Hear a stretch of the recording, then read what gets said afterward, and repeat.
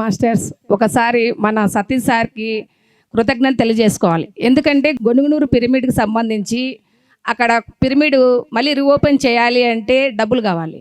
కానీ నేను గొనుగునూరుకి పోయి మాస్టర్స్ని అడిగితే పిరమిడ్ మీరే వర్క్ చేసుకోండి, మేమైతే డబ్బులు ఇవ్వము అని చెప్పారు. కానీ పిరమిడ్కి 12 lakhs అవుతుంది. నా దగ్గర ఏం లేదు, కానీ ధైర్యంగా పోయి అడిగేసా. ఫస్ట్ కాల్ నేను సతీష్ సార్కే కాల్ చేశాను. సార్, గొనుగునూరు పిరమిడ్ మళ్ళీ రీఓపెన్ చేయాలనుకుంటున్నాను, మీ వంతు ఏదైనా సహాయం చేయండి అని. సార్ నువ్వు ఎవరని అడగలేదు నన్ను, కానీ ఒకసారి ఇట్లా స్టేజ్ మీద చూశాడు. తర్వాత సార్కు నాకేం ఫోన్లు కూడా లేవు. అలాంటి టైంలో కూడా సార్ నేను ఒక మాట చెప్తాను, 30,000 నాకు అకౌంట్లో వేశాడు. సార్కి ఒకసారి మనము గట్టిగా క్లాస్ కొడదాము. అలాగే మాస్టర్స్ ఇక్కడ మనకు Venkata Subbaiah sir Kadapa teacher sir, కానీ సారు కూడా ఎంతోమందికి విద్యార్థులకి ఎంతోమందికి ధ్యానం నేర్పించి ఒక ఆదర్శ ఆధ్యాత్మిక యోగిగా తయారయ్యారు. సార్తో 2 మాటలు మాట్లాడతాం. జగద్గురు బ్రహ్మర్షి పత్రిజీ గారికి ఒకసారి గట్టిగా క్లాస్ కొడతాం మిత్రులారా. జై హో పత్రిజీ, గట్టిగా చెప్పాలి అందరూ కూడా. జై హో పత్రిజీ, జై హో పత్రిజీ, జై హో పత్రిజీ. ఓకే మిత్రులారా, పరమ గురువుల యొక్క విజన్ ఎలా ఉంటుందంటే రాబోయే 50 సంవత్సరాల తర్వాత ఏం జరుగుతుందో దాన్ని ఆపేదానికోసం వాళ్ళు వాళ్ళ లక్ష్యాలను నిర్ణయించుకొని భూమి మీదకి వస్తారు. ఆ రకంగా వచ్చినటువంటి వాళ్ళలో పత్రి గారు మహా సద్గురువు. ఆయన 40 years బ్యాకే ఊహించాడు, రాబోయే రోజుల్లో ఈ భూమండలం మీద హింస పెరిగిపోతుంది, ఈ భూమండలం విపరీతంగా రోగగ్రస్తం అవుతుంది. కాబట్టి ఏం చేయాలని ఆలోచన చేసి ఆయన ఈ ప్రపంచానికి ధ్యానాన్ని, పిరమిడ్ శక్తిని పరిచయం చేసి 1.5 సంవత్సరాల క్రితము భౌతిక దేహాన్ని వదలడం జరిగింది. మరి ఆయన యొక్క ఆరాలోనే ఈరోజు అద్భుతంగా మనము ఈ రకంగా ధ్యాన సంబరాలు, వార్షికోత్సవాలు జరుపుకుంటున్నాం. ఆ పరమ గురువుకు మరొకసారి గట్టిగా క్లాస్ కొడుతున్నాం మిత్రులారా. యశోద మేడం గారు ఇందాక మోక్షంతో స్టార్ట్ చేశారు.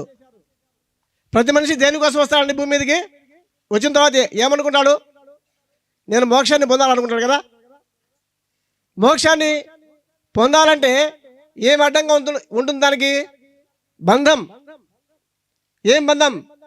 నా కొడుకు, నా కూతురు, నా పిల్లలు, నా బంధువులు, అంతవరకు తప్పులేదు. పిల్లల కోసం సంపాదిస్తాం, పిల్లలను చదివిస్తాం, అది కూడా తప్పులేదు. కానీ పిల్లలు నేను డాక్టర్ కావాలంటే వాడు డాక్టరే కావాలి, నేను చెప్పినట్టు వాడు ఇంజనీరే కావాలి, నేను చెప్పినట్టు వాడు కలెక్టరే కావాలి, నేను చెప్పినట్టు వాడు వినాలి, నేను చెప్పినట్టు నా పిల్లలు వినాలి, నేను చెప్పినట్టు నా బంధువులు వినాలి అని ఎప్పుడు అనుకుంటావో అది బంధం. చదివిస్తాము, వాటిని ముందే నిర్ణయించుకొని వచ్చేటప్పుడు భూమి మీదకి వచ్చేటప్పుడు ఏం కావాలనో, డాక్టర్ కావాలన్నా, ఇంజనీర్ కావాలన్నా, లేకపోతే కలెక్టర్ కావాలన్నా, లేకపోతే ఎస్పీ కావాలన్నా అని. సో మనం ఎన్ని చెప్పినా కూడా వాడు భూమి మీదకి వచ్చేప్పుడు దేనికోసం జన్మ తీసుకొని వచ్చాడో అదే అవుతాడు తప్ప మనం చెప్పింది కాడు. కాబట్టి మన అభిప్రాయాల్ని పిల్లల మీద దుద్దడము, అలాగే మనం చెప్పినట్టు వినాలని కోరుకోవడము, ఇవన్నీ బంధాలకు కారణమవుతాయి. సో ఈ బంధం ఉంటే ఆ మోక్షం రాదు. ఈ బంధం ఎలా వస్తుంది? దానికి కారణం ఏంటంటే మన ఏవ మనుష్యానాం కారణం బంధమోక్షయో. ఈ మనసుకు కారణం ఏంటంటే మనిషి యొక్క మనసే ప్రతిదానికి కూడా కారణం, బంధానికైనా మోక్షానికైనా ప్రతిబంధకం అదే. కాబట్టి ఈ మనసును మనము తీసివేసుకుంటే తప్ప బంధాలు తొలగించుకోలేం, బంధాలు తొలగించుకుంటే తప్ప మోక్షం పొందలేం.